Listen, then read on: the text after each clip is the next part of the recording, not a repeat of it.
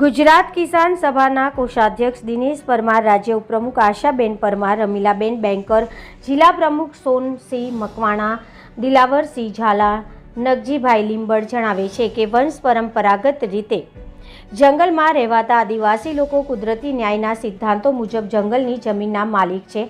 જંગલ આદિવાસી લોકોનું કુદરતી રહેઠાણ છે, મૂળ નિવાસી છે. એમને હટાવવામાં આવશે તો એ ક્યાં જશે? શું આદિવાસી લોકો ભારતમાં રહેવાનો અધિકાર નથી? 2005ના કાયદા મુજબ આદિવાસી લોકોના કબજા હકના દાવા સરકાર મંજૂર કરતી નથી. બીજી તરફ વૃક્ષારોપણના નામે ફોરેસ્ટ ડિપાર્ટમેન્ટ પોલીસ બળથી આદિવાસી લોકોને વિસ્થાપિત કરી રહી છે. તાજેતરમાં બનાસકાંઠાના અંબાજીની બાજુમાં આવેલ ગામે પોઢિયેલ ગામે વન વિભાગે પોલીસ ખાતાની મદદ લઈને ગામના લોકોને કોઈ પણ જાણકારી કર્યા સિવાય વૃક્ષારોપણના નામે જંગલમાં ઘૂસી આદિવાસી લોકો ટીયર ગેસ, લાઠીચાર્જ કર્યો છે અને ગોળીબાર કરી આદિવાસી લોકોને હટાવવાનો પ્રયાસ કર્યો છે, જે ટીકાપાત્ર છે. ત્યાંના વિધવા સુકીબાઈનું છાપરું તોડી પાડ્યું છે અને પીવાના પાણી માટે કૂવો પણ પૂરી દીધો અને આદિવાસી લોકો ઉપર પોલીસ કેસ કરેલ છે. અમો ગુજરાતના કિસાન સભાના કાર્યકર કલેક્ટર શ્રી, સાબરકાંઠા જિલ્લો હિંમતનગર મારફતે મહામુહિમ રાજ્યપાલ મહોદયશ્રીને આજરોજ આવેદનપત્ર આપી માંગ કરીએ છીએ કે વન વિભાગ અને પોલીસ ડિપાર્ટમેન્ટ આદિવાસી પર અત્યાચાર કરે નહીં અને જંગલમાંથી વિસ્થાપિત કરે નહીં, તેમજ આદિવાસી લોકો પર કરેલ પોલીસ કેસ પાછા ખેંચવા માટે રાજ્યપાલ શ્રી દરમિયાનગીરી કરે એ માટે આવેદનપત્ર આપી માંગ કરીએ છીએ. Reporter Hamid Mansuri, BN news Gujarati, Sabarkantha. મારું નામ દિનેશ પરમાર. હું ગુજરાત રાજ્ય કિસાન સભાનો કોષાધ્યક્ષ છું.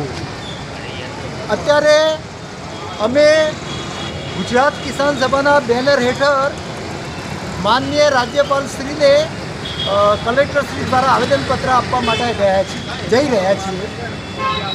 જે અંબાજી ખાતે પાડલિયા ગામ આવ્યું છે, તો એ ગામ પાલનપુરના રોડથી લગભગ 5 કિલોમીટર દૂર જંગલ એરિયામાં આવેલું છે અને આઝાદી પહેલાંના આદિવાસી લોકો ત્યાં વસી રહ્યા છે.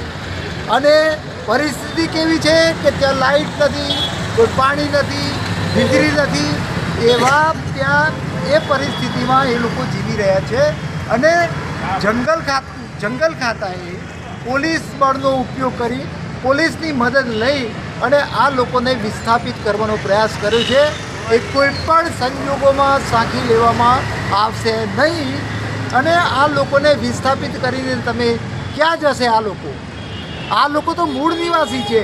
આ લોકો તો કુદરતી ન્યાય સિદ્ધાંતો મુજબ એ જમીનના માલિક છે. એમને હટાવી શકાય નહીં અને હટાવવાનો પ્રયત્ન કરશે તો સરકારને મોંઘું પડી જશે.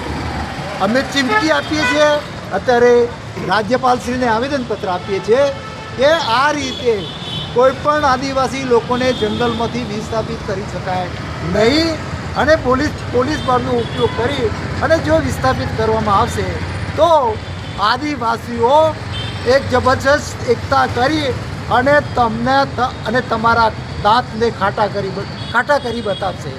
એટલે અમે હવે કલેક્ટરશ્રી દ્વારા રાજ્યપાલશ્રીને આવેદનપત્ર આપીએ છીએ.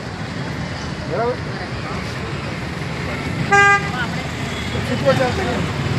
આદિવાસી એકતા જિંદાબાદ, जिंदाबाद जिंदाबाद આદિવાસી એકતા જિંદાબાદ, जिंदाबाद जिंदाबाद આદિવાસી એકતા જિંદાબાદ, जिंदाबाद जिंदाबाद આદિવાસી વિસ્થાપિત પર કરવાનું રાજી કરો.